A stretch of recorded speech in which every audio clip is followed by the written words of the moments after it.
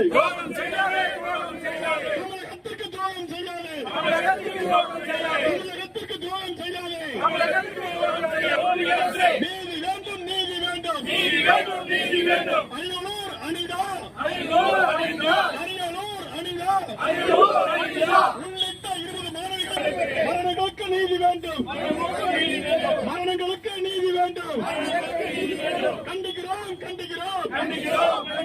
ஒன்றிய அரசை கண்டிக்கிறோம். பாஜக அரசை கண்டிக்கிறோம். ஆர்ப்பாட்டம். 4ஆம் ஆண்டுக்கான நிதிநிலை அறிக்கையை கண்டித்தும் அவர்கள் கொண்டு வந்து நாட்டை நாசமாக்கிக் கொண்டிருக்கின்ற நீட் தேர்வை கண்டித்தும் இன்றைக்கு தமிழகம் முழுவதும் மறுமலர்ச்சி திராவிட முன்னேற்ற கழகம் ஆர்ப்பாட்டம் செய்து கொண்டிருக்கின்றது.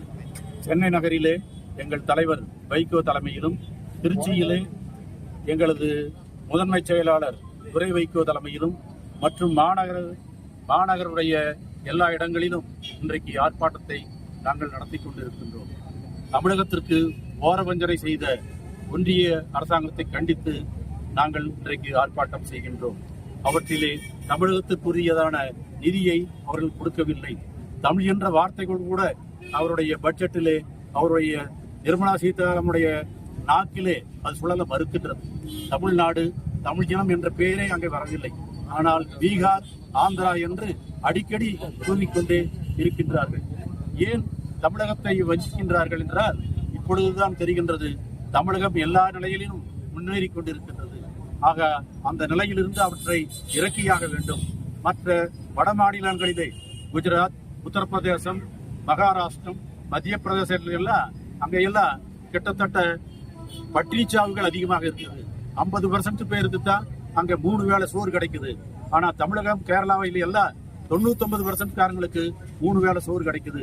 இந்த நிலைமையெல்லாம் மாறணும். படிப்பிலே முதலிடத்திலே கேரளாவும் தமிழ்நாடும் இருக்கிறது. மற்ற வேலை வாய்ப்பிலே முதலிடத்திலே இருக்கின்றது. எல்லா விதங்களிலும் முதலிடத்திலே தமிழகமும் கேரளாவும் இருக்கிறது. ஆக இந்த நிலைமையை மாற்ற வேண்டும் என்பதற்காக ஓர வஞ்சனையோடு இன்றைக்கு ஒன்றிய அரசாங்கம் செய்து கொண்டிருக்கிறது. பருப்பு விலை, உப்பு விலை, பால் விலை, சாமானியர்கள் உபயோகப்படுத்துகிற அத்தனை விலைகளுக்கும் ஜிஎஸ்டியை வைத்துக் கொண்டு கொடுமை செய்கிறார்கள். அதுபோலவே பேங்க் அக்கவுண்ட்களை ஆரம்பிக்க சொல்லிவிட்டு ஏழைகள் 100 ரூபாய் 200 ரூபாய் வச்சிருந்ததையெல்லாம் கிட்டத்தட்ட 8300 கோடி அளவுக்கு அவர்கள் அதை பெனால்டியா போட்டு வாங்கியிருக்கிறாங்க. ஆக இந்த கொடுமைகள் எல்லாம் தீர வேண்டும். அல்லல் பட்டு ஆற்றாது அழுத கண்ணீர் செல்வத்தை தேய்க்கும் படை என்று குரல் சொல்லுது. எல்லாம் கொடுங்கோல் மன்னவன் எப்படி பணம் வசூல் பண்ணுவானோ அதுபோல நடுராத்திரியில கோலை வச்சுக்கொண்டு திருடர்கள் எப்படி பணம் திருடுவாங்களோ அதுபோல இந்த அரசாங்கம் செய்து கொண்டிருக்கின்றது. நிட்டூரமாக நிதி தேடும் மன்னவனும் இட்டதனை இச்சா இரவலவனும் கெடுமு சொல்லி அவையா சொல்லுவாங்க. அதுபோல இந்த அரசாங்கமானது கெடுவதற்கான நாள் சீக்கிரமாக வந்துவிட்டது. தமிழகத்துக்கு ஓரவஞ்சனை செய்கிறது. நீட்டில் 20 பேர்த்தை காவு கொடுத்து விட்டோம். நீட்டுனால சமமான படிப்பு இல்லை. எத்தனையோ சிலபஸ் இருக்குது. ஆனா கேள்விகள் கேட்கறதெல்லாம் இந்த சிபிஎஸ்இ சிலபஸ், என்சிஇஆர்டி சிலபஸ் அதுல மட்டும்தான். எப்படி படிக்க முடியும்? பயிற்சி இல்லாம ஒருத்தவனையும் பயிற்சி இருக்கிறவனையும் நீத்துக்கு ஸ்விம்மிங் பூல்லையோ ஆத்திரியோ தூக்கி போட்டா யாரு வர முடியும்? நீத்து தெரிஞ்சவன் தான் வர முடியும்.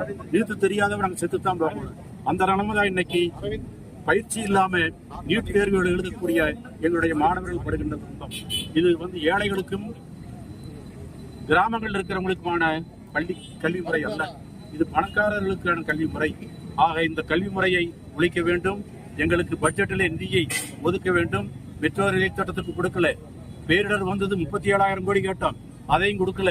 எதையுமே கொடுக்க மறுக்கின்ற இந்த அரசாங்கம் எங்களுக்கு வஞ்சனை செய்கிறது.